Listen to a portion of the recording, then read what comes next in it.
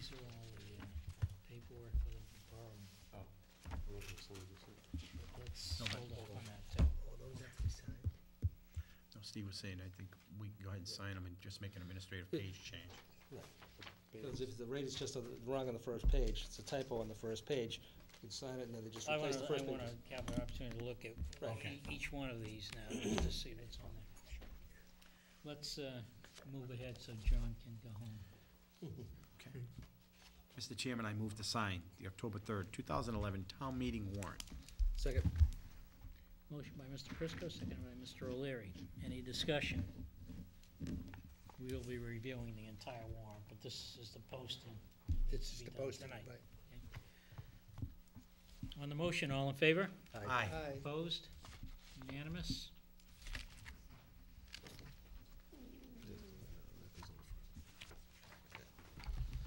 You witnessing this, John? Yeah. Even got his badge out. I know it. It's shiny. You get a little glare from the, Got a bulge on the right side, though. It was I have an envelope. 38? I did forgive you. all right?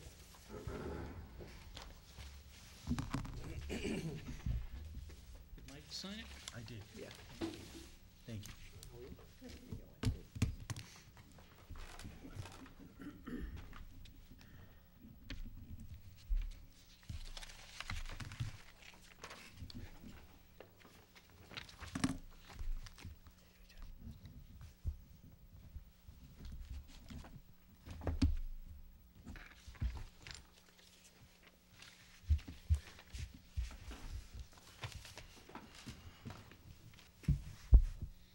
I ask you to sign them, and then I'll hold them pending information input from the treasurer. Thank you. I want to just make sure that before they get released, they're correct. Let them know. Thank you. Hey, John. Thank you.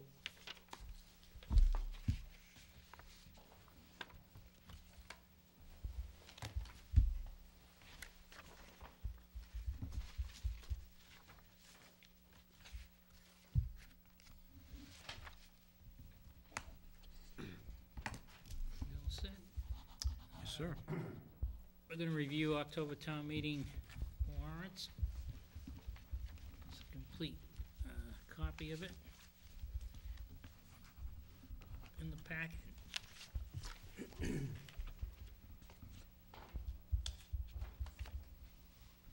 it was a separate document. Which agenda are you working off of? The revised one or the? Well, the revised one had, oh, I'm sorry, we did you wanna skip do, over it, I right? did, I grabbed the, before we do that, I did skip over it, I'm sorry, Chief. I have it, I just was looking at the wrong one, with both of them in there. The next item on our agenda, or actually, we should have covered it before the recycling committee, is the acceptance of the flagpole donation. Mr. O'Leary. As you're aware, the Veterans Services Committee has been undertaking the task of trying to replace the flagpole on the Common. And with Mr. Carnavale's direction and John Welch, they've been in the process of putting together a bid package to replace the pole. And also, next Monday evening, they'll be going before the Historic District Commission with a plan to get a certificate of approval from the Historic District Commission for the plan that's going to be presented to replace the pole. The Veterans Agent and Veteran Services Committee had sent out a call for donations to help fund it. The original plan was to try and have it ready for September 11th, but that certainly didn't come to fruition at this particular point. So now the goal is to try and have the flagpole up and erect and the flag flying by Veterans Day, hopefully. Through the help of the transcript, through their solicitation, there was some funds raised, and the local business enterprises stepped forward to make up the difference between what was raised previously and the $25,000 budget that was established by the Veterans Services Committee, and has actually sent a check, and it's in the hands of the town hall, and putting it forward for acceptance of the board for consideration to accept the donation. The Scrivanos family North Reading Dunkin' Donuts, they have 2 Dunkin' Donuts out on Route 28 here in North Reading, as well as their corporate headquarters right on Route 28, it's on Pluff Ave. And they received the solicitation from the Veterans Agent and Veteran Services Committee, moved it to the top of their pile, thinking it would be a good way to give back to the community, and are offering to make a contribution of, I believe it's $23,815 to make up the difference between what's already been raised and to bring it to $25,000. We're hoping that that $25,000 budget will take care of it, but we're not sure, but we have a placeholder. As the board previously stated, we want to make sure that the pole is done expeditiously, replaced expeditiously, properly, appropriately, and done once and done right. So everybody's working towards that goal. We have the placeholder for the October town meeting if there is a small deficiency that needs to be made up. I think the gesture and offer of assistance from this local business person is a terrific thing in order to get this centerpiece on the common replaced. Obviously, the concern, may be members of the public or even the members of the board as far as, is there any quid pro quo here? I can assure you, based upon my conversations with the principals, that there is nothing other than they really want to give back to the community in town of North Reading. They're not looking for anything other than maybe a thank you from us, a little plaque at the base of the pole, and some recognition for the tremendous contribution they're making in order to replace it. I think it's a wonderful gesture. I think it's a wonderful thing, and I would recommend that we do so. Further discussion? Need a motion? Oh, we need a motion first. Go ahead, Mike. Mr. Prisco. Mr. Chairman, I move to accept a donation in the amount of $23,815 from the Dunkin' Donuts of North Reading and the Scavanos family for the purchase and installation of a flagpole on the town common. Second? Motion by Mr. Prisco, seconded by Mr. O'Leary. Discussion? Yes, Mr. Chair? To you? Yes. I agree with a lot of what Steve mentioned. Somebody coming forward and offering funds to build a flagpole is, to be appreciated. The pole is very important to our town, the flagpole. Here's what my concerns are, and I had to wrestle with this a bit because I feel that this is the responsibility of the town, and I feel that the town should be paying for it through its own funds, through its budget.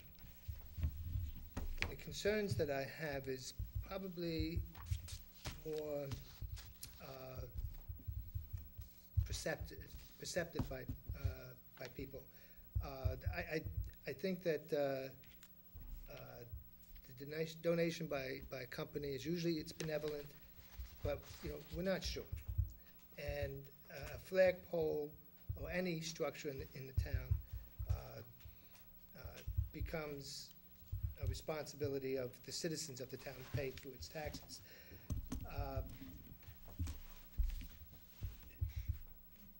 I guess my big concern is that we don't have anything in place to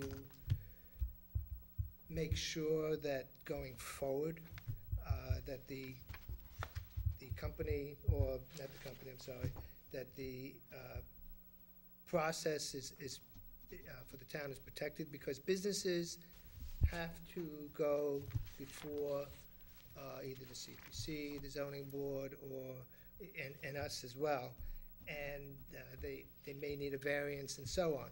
And I think what happens here is, though it's very well appreciated that a business helps us out, I believe it compromises the process. I don't think, members of the board, so to speak, or members of any of the committees that are involved, individually, but I think the process becomes compromised when a business makes it. It's a kind offer. It's hard to refuse. There's no doubt we need the money. Okay, just bear with me for a second, Mike. I think that when it doesn't matter which company it is. What matters is that if for some other reason down the road a piece, that company has to come before us and ask for a zoning variance or some type of license or what have you. And it's almost like the reverse of us asking someone to donate to an event, and how can they say no to us? So they donate to the event, but you don't want, you're doing it as a favor. So that's what my biggest concern is. If we had a policy in place, like a disclaimer, that any company that does make a donation to the town, and this disclaimer says that there's no quid pro quo involved here, that they're not expecting anything from the town now and going forward. I think that under that circumstances, I'm more apt to support that kind of a measure. But unless that's in place, I think the innuendo is that, a company gave this, and somewhere down the road, oh, they got that. They were approved for something, and people begin to tie the pieces together. And I like to eliminate that suspicion, because I don't think that suspicion should be placed just by our action. So. Any other comments? Mr. Delaney? I just want to thank the Scrivano's family for the very generous offer to the town to help us replace a part of town that had fallen a couple months ago and needs to be up in that town common, hopefully by Veterans Day. So, Mr. Larry, thank you for your efforts in speaking with the family and getting the donation into the town hall. Mr. Prisco? Many meetings ago, I brought up way back that I didn't like the idea of this fundraising effort I heard that was going on, that I believe Susan Magner was taking on. We appreciate her efforts, by the way. $100 here, $25 here. I came here at this meeting and said that I think it is the town's responsibility, and kind of agreed with what Jeff was saying when he started off his discussion. But when somebody from the community, which this community has given a lot to this family and to Dunkin' Donuts by their patronage, I think this is absolutely wonderful. And I'm not going to turn my back and vote against this. This is wonderful. And I love to see companies in town give back like this. So I am in favor of this. I wasn't in favor of the $25, the $100, because we would have been here for a year, 2 years, 3 years, and I wasn't in favor of that. So I'm in support of this. I thank them very much. I think this is extremely, extremely wonderful. When we don't vote in favor of this, we're foolish. So I'm in favor of this, and I want to also thank the family at Dunkin' Donuts and the firm. And Steve, all your efforts to pull this off. This is overwhelmingly generous. Well, my efforts have been very small compared to the Veterans Agent, Mr. Carnavale, Mr. Welch, and Historic District Commission has been very receptive to things too, because they want to see it standing too. I do want to just mention something to Jeff on your comments. I don't have any concern at all. I go to almost every CPC meeting. I see how they operate their organization. I see how Mr. Carnavale runs his organization. I don't think anybody's going to do a wink and a shake on anything that comes forward from this firm coming forward for any permitting in the fall. I don't have those concerns that you do, unless you have some rationale. If there's been some previous reason that gives you that concern, then you should voice it. But I don't think there's any concern. And I don't want anyone to walk out of this room, or anybody watching at home, to think that there is something behind the scenes that you may know of that we don't know of that made you kind of make that leap. But I wouldn't, any donation, because there's donations made at our schools, there's donations made to our Parks and Rec department, and so on and so forth. And I don't think anybody gives anyone for those donations any special favors. I just never seen it in the time I've been around. I just want to say, I've been sitting on the board since 1988, been elected office since 1973, and I have seen our business community step up to the plate so many times, as well as other individuals within the community, private individuals, who may have some sort of business with the town hall, but I've never seen a quid pro quo. I mean, we've had Teradyne that's given the defibrillators. I mean, you've got the Horseshoe Cafe that donated the tennis courts at Ipswich River Park.